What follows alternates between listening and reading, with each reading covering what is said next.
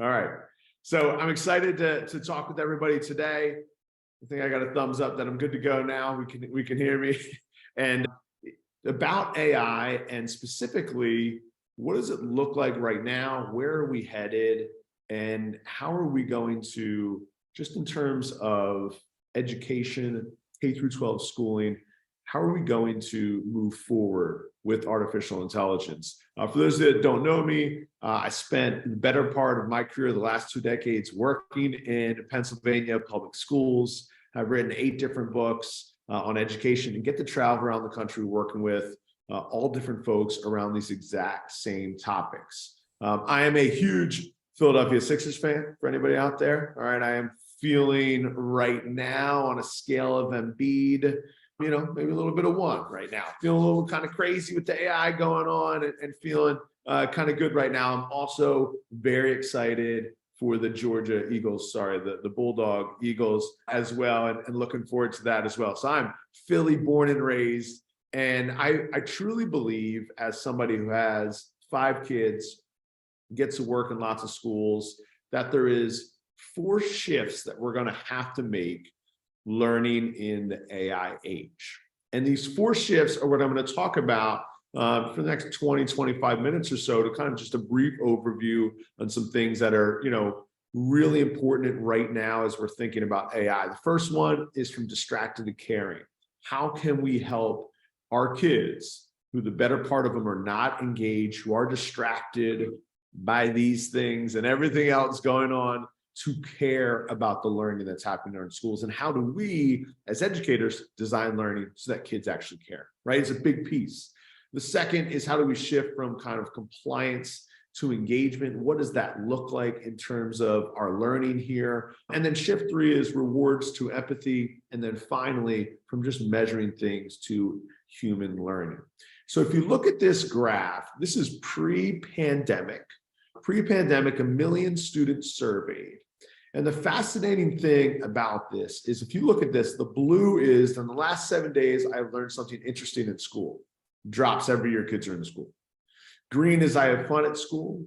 Red is, at the school I get to do what I do best every single day. And it drops every single year kids are in school.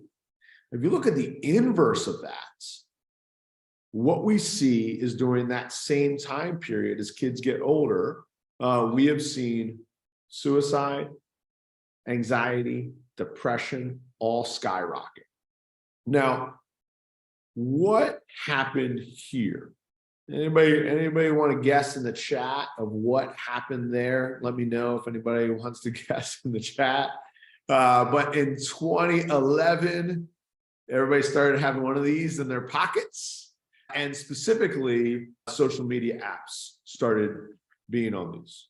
And so we went from somebody that maybe was calling a few people a day, talking to the people that we were around, having some maybe online conversations with AIM or maybe email, to all of a sudden being on 4 different social networks, 5 now that I'm on Threads, and having 24/7 bombarding of, hey, constant dopamine. And that has impacted us in lots of different ways. But what we've seen is the level of distraction from this has also been at an all-time high. And so when I talk about artificial intelligence in schools, I think the first thing that I'm going to start, and I know Sam and I have talked about this a lot, there is no getting away from it. So there actually is no saying, I don't want to use that. It is going to be a part of your life, whether you like it or not. And I'm going to show you that it already is a part of your life in many ways. Maybe you haven't seen that or not. And so just ask yourself a question. Put yourself, your student hat on, and ask yourself this question: would you use artificial intelligence or not in this situation? You're a kid who just got home from a full day of school. You just traveled to an away game on a bus. You just came back in a bus. You're heading home finally. It's dark out. You haven't had dinner. Your parents are out at an event. You have to watch your younger sibling, help them get dinner. And all of a sudden, exhausted, tired, you realize you got those 40 math multiple choice questions and problems that are due for homework this week. Check the odd answers in the back of the book. This is the situation you're in front of. All of a sudden, you realize that your friend told you about this app out there called PhotoMath. PhotoMath just allows you to take your phone, hover it over any one of those math problems, and it gives you all the exact steps to complete that homework that you have to turn in. Ask yourself, if you're a student, whether or not you would do that, right? Just be real with what you would do. Ask yourself, if you're a student, when all of a sudden you've got this paper that's going to take you hours and hours to write, and you hear about this tool in November, December of this year called ChatGPT, the fastest growing tool in the history of mankind, exploding because it can write that essay in a matter of minutes that would take you hours to do. Right now, we are in this precipice of a situation where everything that students can bring home can now be done, in the most part, by artificial intelligence or assisted by artificial intelligence. And colleges, universities, and we'll get to that a little bit later, have been freaking out for a while now. But K-12 schools this upcoming school year are going to have to deal with the ramifications of not just ChatGPT, which can do essay, lab reports, any type of thing, discussion questions that you want to hand out, but all kinds of other things. Imagine if you're a student and you have a presentation due. Instead of trying to find the right slides on Google Slides or PowerPoint or anything and creating that presentation, you can head on over to Slides GPT and just put in what slide deck you want, and it'll create it for you professionally. And this is just one of over 10 different slides and deck tools out there that are AI created and generated. Imagine you're a student and you have to write a narrative, but you can just head over to Tomy, which has generative storytelling abilities. And you can put in the key plot points and things that you want to write it about, and it'll generate that narrative, that story for you. Imagine you're a kid and you're sitting in class and you want to take notes, but instead you could just open up otter.ai. And on your device, Otter will record everything your teacher's saying, highlight the important parts, give you a summary, give you bullet points, give you a study guide, all in real time. Imagine you're a student and you have to read these long PDFs, you have to read reports or these different types of things, and instead you can just pop it right into Readwise, and it'll highlight and summarize and give you the key points that you can listen to or read. These are all the apps that are coming out right now. And we've seen that it's also impacting art, whether it be Midjourney or Canva Magic or any of these different types of apps. Art is being created every single day now by people using AI. And we see that it's also happening in music. I don't know if you saw, but 4 of the top 25 songs on Spotify were AI created songs. They would take an artist's voice and they would modify it, copy it with AI. They would create an AI generated beat, and they would make a song that sounded like it was by Drake or Rihanna, but it was by none of them. This is the world that we're living in right now. Now, initially, I think all of us in education started saying, well, can't that be used for cheating, right? Can't kids use this for cheating? And I don't know how many of you out there have had situations yet where there's been cheating going on, but it's a whole lot of opportunities. In December, I saw a teacher write this. There's a student in my class that is a D, C- student at best. They took my essay final exam in December. His answers are so far above anything else I have seen from him or anybody else in the class, but Turnitin came back clean. And so what happened is we started to see that kids all over the place were starting to use this. In comes, especially for the universities, and now for the high school and middle school students, this app called Coursology. It's a Chrome app, can't be detected by any LMS. You just download it, insert it, enable the extension, And then any type of question that's on your LMS, Coursology can give you the answer to, just by highlighting it and putting it in and seeing it. Works in Schoology, Google Classroom, and Canvas, and everything that we're using right now. And it's getting better and better and better. So people started building things to try and stop it, right? GPT-0, and everybody came out with these, we're going to find out. And the kids, obviously, were smarter and quicker, taking their chat GPT responses, putting it into Quillbot, and making it come back and all of these things that we're trying to catch them as AI free. The technology is improving. Now imagine you're a teacher, you're an educator. Do you want to use AI or not? You're a language arts or English teacher, and you can now use ChatGPT to create an assignment for you, develop the rubric for you, connected to your standards and your content skills, and then take student work, put it in there and get personalized feedback. Or the students can do it themselves.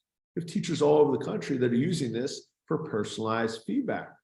I remember when I was meeting with a group of administrators, and I showed them how easily it could write Danielson evaluations. Everybody changed their tune really quick when we did that as well, right?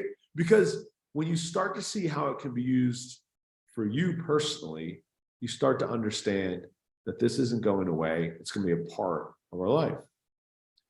What we've seen with the growth of artificial intelligence is now it is moving out of just answering math questions or writing essays to doing all kinds of really powerful things like making slide decks, creating videos, creating podcasts, handling all the editing, all the sound issues, all the things that used to take us so much time, and doing it in a matter of minutes.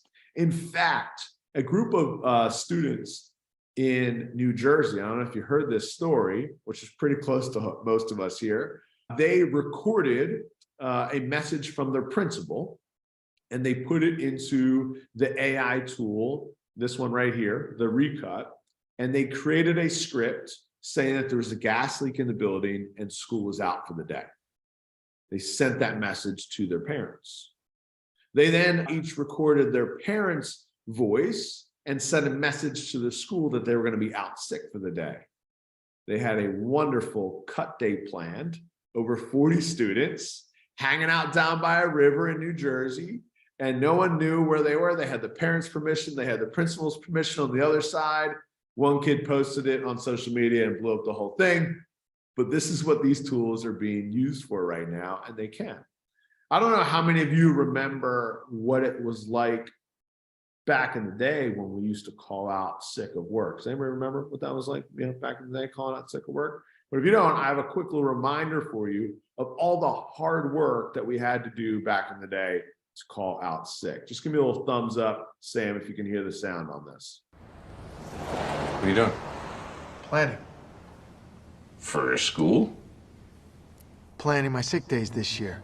What do you mean you're sick? How do you know when you're going to be sick? Let me explain something to you. Teachers don't actually use sick days for when they're sick. Sick days are for sporting events they want to watch, right. Weddings, parties where they just drinking all weekend. Sure, then what do you do when you're actually sick? You go in and teach. Sick. Show a movie. If you're hungover, you have a work period. You don't actually stay home when you're sick. I don't know if that's clear, but It's a lot of work.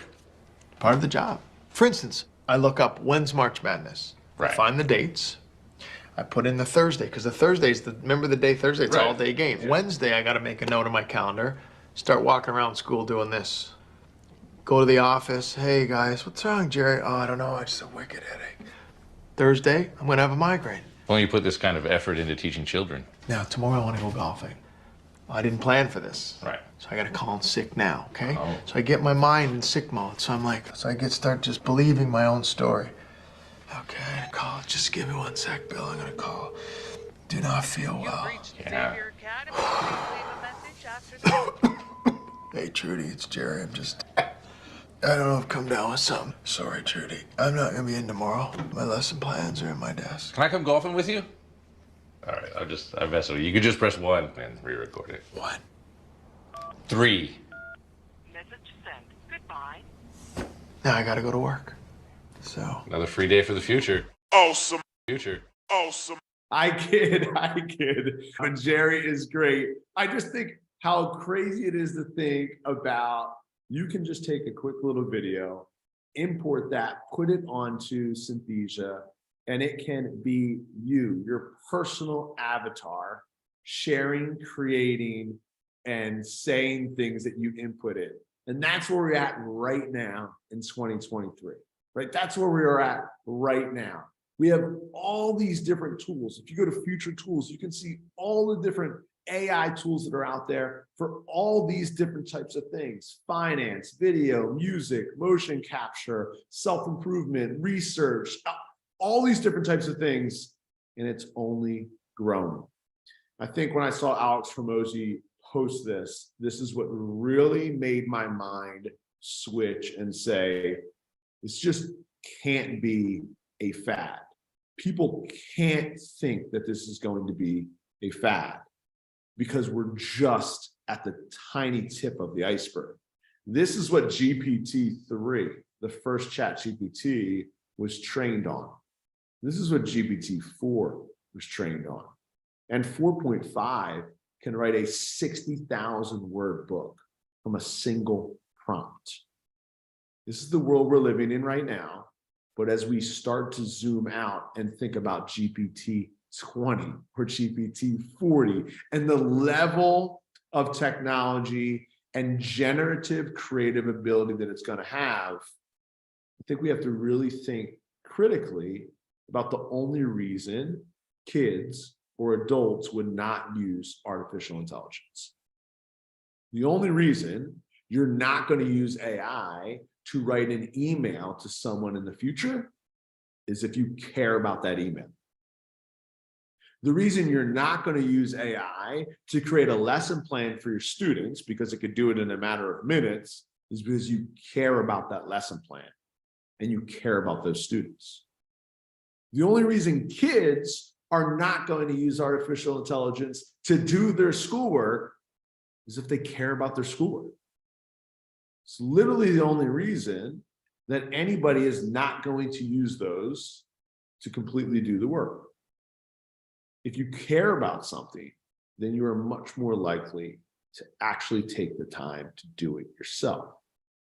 So when we think about kids caring, and we think about what they care about, we have to be very critical, because I know me personally, a lot of times I say, oh, they only care about their phones. They only care about their friends. So they only care about the social media, that type of thing. But in fact, when you look at it from the lens of a kid and a student, they actually care about a lot bigger things.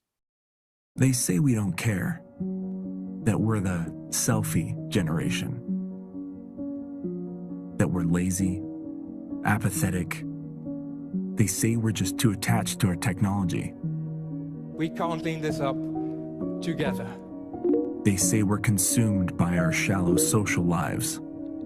They say we place no value on human connection. Always taking pictures of our food.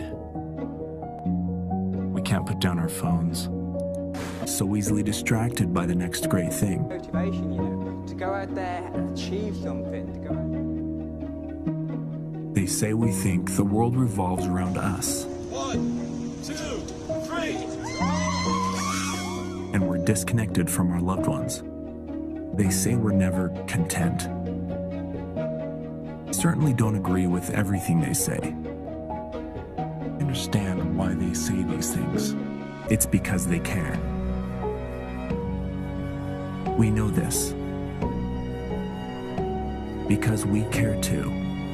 When kids care, or any of us care about our learning, we're okay with those things that make the learning powerful, the struggling, the failing, the mistakes, and so are our teachers. And I think as we start to navigate artificial intelligence, that's what we're going to have to be completely open about.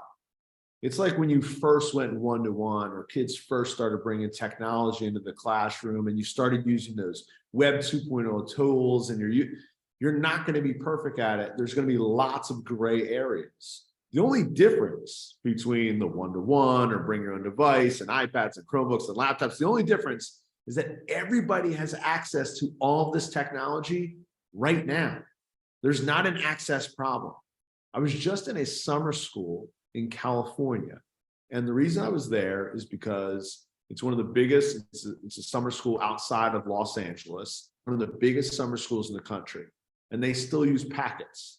And then they transferred a lot of those packets onto online LMS. And the kids spent all day in summer school on their Snapchat AI getting answers to every single one of these questions that were on their packets. They didn't go to ChatGPT, they didn't go someplace, they just used what they use every single day, their My AI on Snapchat to answer those things. And so when we look at the bigger problem in schools, it's engagement.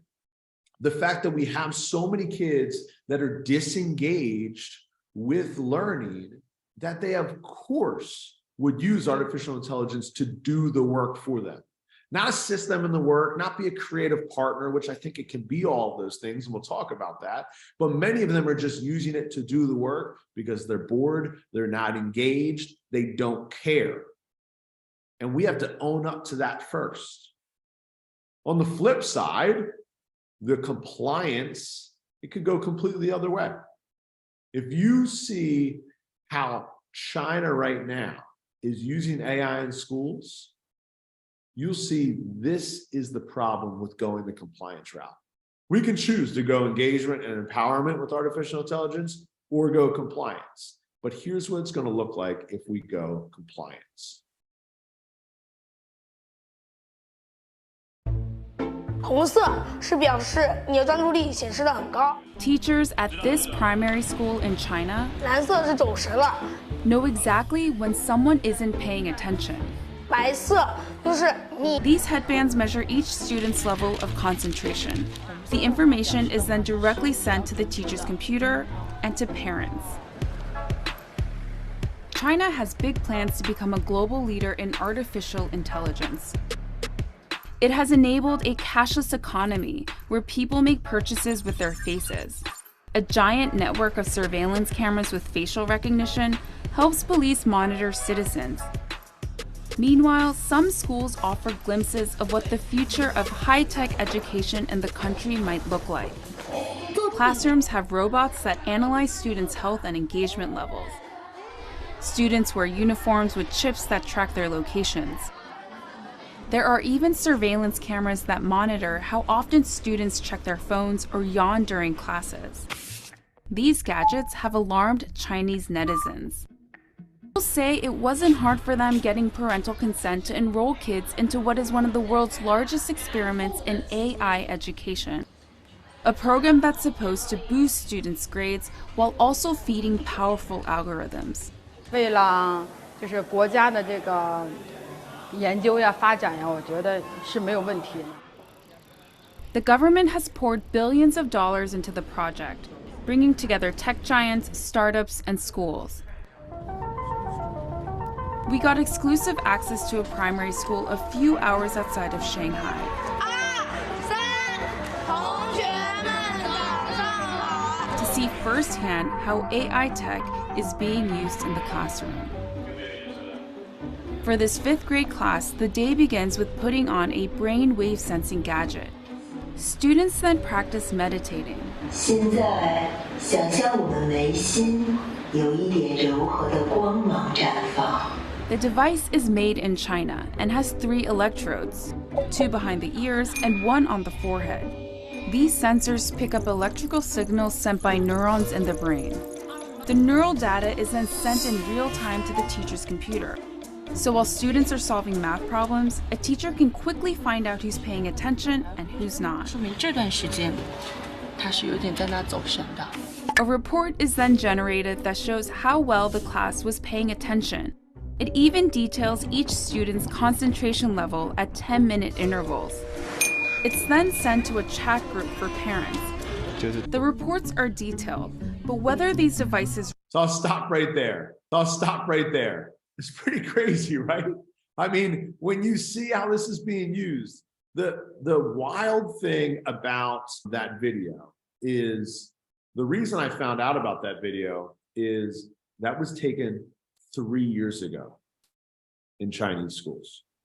And the Wall Street Journal went back to do a report now, like post ChatGPT, and they wouldn't let them in, but they told them it's in over 300 different schools right now that they're using the technology, and it looks way different, way more advanced. And they wouldn't let the Wall Street Journal back in to see what they were doing right now with the artificial intelligence. So when you see how that can work, of course, it can be used for all kinds of compliance, right? When we look at Schlechte's levels of engagement, you have engagement, which is high attention and high commitment, but then you have strategic compliance and ritual compliance. I mean, that was complete strategic compliance, right? Everything that was happening in that classroom was strategic compliance, maybe even a little bit of ritual compliance there. And for us, if we think about, all right, how can we use AI to assist in engaging our students? Like, what does AI assisted engagement look like? Well, it looks like if kids are not writing a 5-paragraph essay, but they're writing for the actual community. And they're writing on topics that they care about, that they want to share with people that they also care about. Now they can use and brainstorm and use it as a creative writing partner, but it's something they care about, they want to put out to the community. We just did this project with students in a school in New York. And I don't know if you could see right here, but you see this name down here, Taylor Swift? Pretty big name right now. I don't know if anybody saw a concert or anything, all right? But I think my wife and my daughter went twice. So pretty big concert. And the cool thing about this is, like, this is an awesome project. It's viral videos. You're using their favorite music artists to practice as a marketing manager. Like, it's a fun project. But all the kids wanted to do Taylor Swift. And it was from like 4 years ago. So what AI did for the teacher and for the students is they're able to pull up the information for Taylor Swift's different eras. And then they can be marketing manager for which era and see which one can make more money on YouTube for the era. I mean, almost the entire class did Taylor Swift, all the boys included. And they had this battle of which era was more important and which one could make more money. Talk about engagement. These kids were talking about this project every single day for an entire week, excited to get in, doing stuff at home, and using AI to help them assist in that process. We also, in that same school, did this Game of Life financial literacy project. But again, it was kind of like a little bit old school with some of the financial literacy schools. So they used ChatGPT and other AI tools to make it more modern and use the financial tools and talk about stocks and crypto and things that the kids care about right now. When you think about how it can be used in all those different ways, you start to see this picture of it really being an asset to active learning. When Harvard University did this big study on active and project-based learning versus just lecture-based learning, they found that there was an anti-correlation. Here's what it means. Students and adults and younger students alike actually think they learn more in lecture-based situations. They think, I'm learning a lecture from somebody, I'm learning more, versus when they take an assessment after having an active, hands-on, project-based experience versus a lecture one, they actually learn more on the assessment because the learning is harder than passive learning. And so they did this whole big study, and Harvard University has really changed a lot of their classes to be much more active, hands-on, and AI assisted right now. But higher ed is completely freaking out about this. It's shaping the future of higher ed. There are all kinds of articles, why it's going to change it, how it's going to change the model, how will it change the application essays, the college essay is dead, all these different types of things. And, you know, one of the big pieces that I've seen in working with lots of different stakeholders from lots of different things is people are always worried about what they don't know. And I think the biggest point that I've made over and over again, and I'll make it to this group right now, is we know what great learning experiences look like. Everybody here knows what it looks like. We know it's not reading from a textbook. We know it's not drill and kill or PowerPoint slides. We know that it's not multiple choice tests because they can be graded easier. We even know, us English teachers, and I can say it because I was an English teacher, we know that it's not a 5-paragraph essay because nobody writes 5-paragraph essays in real life. We know all this. Yet in school, a lot of times we get stuck in those easier ways to teach and assess. It's much easier to teach from a textbook or a PowerPoint slide than it is in a project-based learning unit that has all different types of variables. But much easier to assess a multiple choice, question or assess a 5-paragraph essay than it is to assess kids writing blog posts for the community. It's harder, it takes more time, but we are all very apparent. We're kind of like this kid right now with artificial intelligence. He's overthinking everything, right? We're hanging on by a thread. This is going to change everything in education. I'm not going to be able to do anything. Really, we just need to stand up and stand on the firm ground of what has always worked. When we have choice, it's meaningful and relevant learning experiences. If a learning experience is meaningful and relevant, kids care. They have ownership, which leads to empowerment and deeper learning. What is going to get scrapped from so many different institutions, so many different schools, so many different classrooms is the stuff that we already know does not work and is not a good learning experience. But we do it because it's easy. We have to fill out forms. We have to give grades, the assessments, all those different types of things that we have to do. The conversations that AI is going to force us to have is this one that I've been talking about for years, is that our job is not necessarily to prepare kids for something. We don't know what their life's going to look like in 2-3 years. We definitely don't know what it's going to look like in 5-10 years. I bet you didn't think kids that you taught 10 years ago would be a prompt engineer right now for their job. And you couldn't even thought up what that meant. And yet here we are. Our job is going to help kids learn to prepare themselves for anything. That's going to include using AI in our teaching, in our learning experiences, figuring it out, messing around, playing with it, trying new things, and above all, collaborating as educators. That's why I was so excited to be here this morning with Sam and the entire crew. And I love how the day is structured, hearing from different people, getting from different perspectives, sharing, chatting, all those different types of things. That is where real learning is going to happen. So thanks again for having me. I'm excited to answer some questions later on in the day. But I know we're going to kick it over to some people that are going to be talking about their experiences as well. So thanks, Sam. Thanks, everybody, for having me. I appreciate it.